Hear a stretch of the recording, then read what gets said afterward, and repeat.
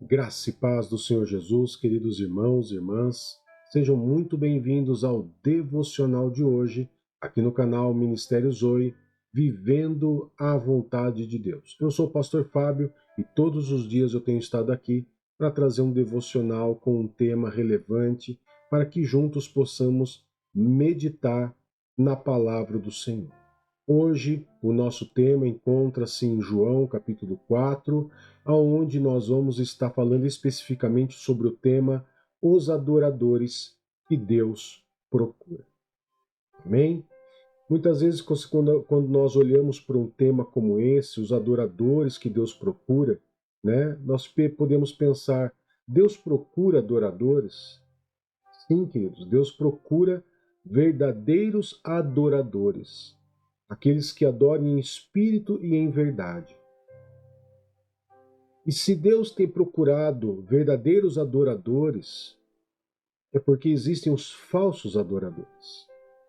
A Bíblia fala dos falsos profetas, e claro, se a Bíblia fala que no final dos tempos haveria os falsos profetas, por que também não os falsos adoradores? E é exatamente isso que nós temos presenciado nessa geração, os falsos adoradores. Nós temos visto, queridos, muitas vezes a igreja se esforçando para gerar um ambiente de adoração. As igrejas, elas muitas vezes colocam fumaça, luzes. A verdade é que tem igrejas que parecem mais uma discoteca do que uma igreja. Tudo para poder criar um ambiente onde a pessoa ali dentro ela possa fechar os seus olhos e ser levada a um momento de adoração. Mas a minha pergunta muitas vezes é: será que o ambiente, colocando luzes, colocando fumaça, ele vai trazer um ambiente de adoração?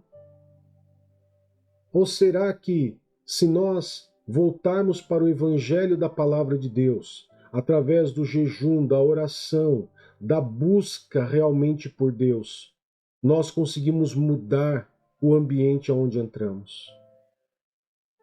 Perceba, existem homens e mulheres de Deus que aonde eles chegam, o ambiente se transforma e é impossível ali naquele lugar você não adorar a Deus.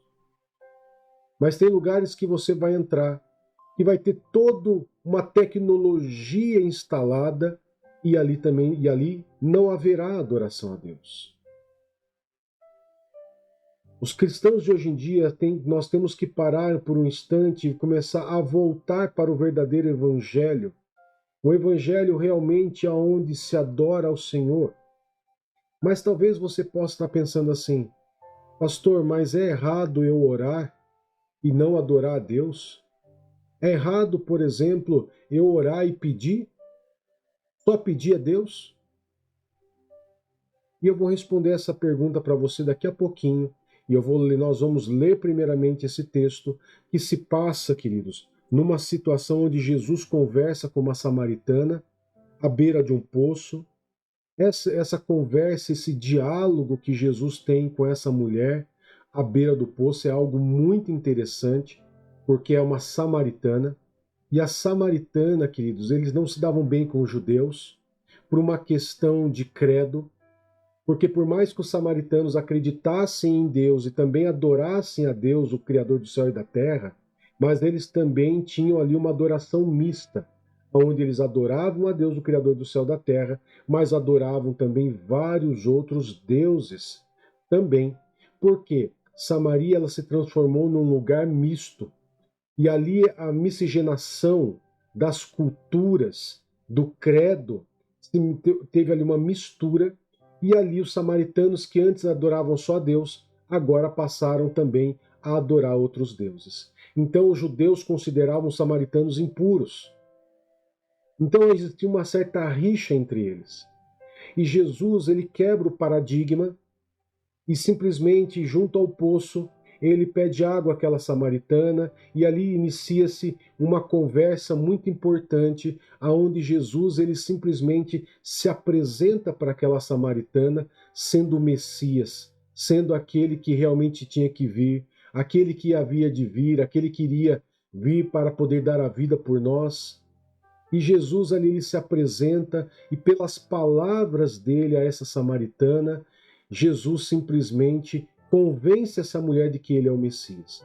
E ele traz uma palavra poderosa para nós lá em João, capítulo 4, verso 23 e 24, que eu vou colocar na tela para vocês aí.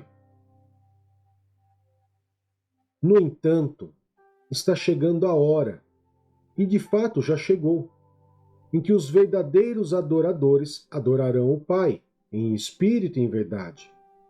Estes são os adoradores que o Pai procura.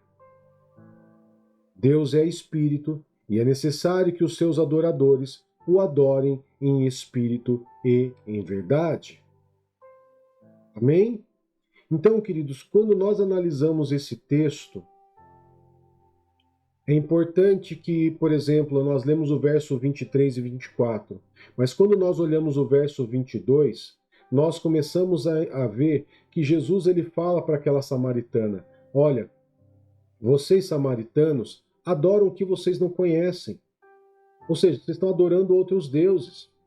Vocês estão adorando a outros deuses e estão querendo adorar a Deus também. Então vocês estão adorando o que vocês não conhecem. Mas os judeus, eles estão adorando aquilo que eles conhecem. Tem se mantido fiel. O que Jesus ele quer dizer com isso, então? Quando ele chega no verso 23 e diz: no entanto, está chegando a hora, e de fato já chegou, em que os verdadeiros adoradores adorarão o Pai em espírito e em verdade. São aquelas pessoas que irão adorar a Deus, queridos, sem trocar Deus por nada. Ou seja, o que acontece hoje em dia é que as pessoas elas deixam de realmente adorar a Deus somente para pedir, para se tornarem cristãos mendigos, para se tornarem cristãos que só pedem, mas não sabem diferenciar uma oração de petição para uma oração de adoração. E jamais nós podemos inverter essa ordem, queridos. A Bíblia, ela não condena nós de pedirmos. Se nós formos analisar Mateus capítulo 7, versos 7 e 8, Mateus 7, versos 7 e 8, nós vamos ver o seguinte. Olha só, nós somos incentivados, peçam e será dado a vocês. Busquem, vocês encontrarão. Batam e a porta será aberta a vocês.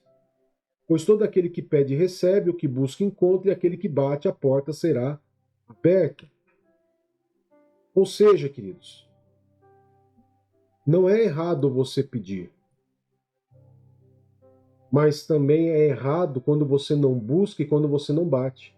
A busca a Deus envolve adoração. O bater a porta envolve uma busca intensa na busca do Senhor. O problema é que os cristãos eles simplesmente estão parando no pedido, no pedir. E quando chega no momento de buscar, em adorar, em exaltar o nome de Deus, simplesmente elas param. Elas param porque na mente delas, elas acham que se elas não pronunciar o pedido delas, se elas não fizerem o pedido delas a Deus, Deus nunca vai abençoar elas. Só que daí elas fazem uma coisa e deixam de fazer a outra. Então é errado você pedir? Não, não é errado você pedir. Mas é errado você não buscar, é errado você não adorar a Deus. Pastor, mas como que se adora a Deus? A Bíblia, queridos, eu gosto muito, por exemplo, de sinalizar o livro de Salmos. Salmos tem ali muitos salmos de Davi, aonde você vê tanta adoração ali, que você pode usar, não copiar, mas você pode usar como inspiração para você adorar a Deus. Nós temos que entender algo importante, que nós não podemos trocar nada na nossa vida, nem as nossas necessidades pessoais, nem os nossos conflitos, nossas angústias, nossos medos.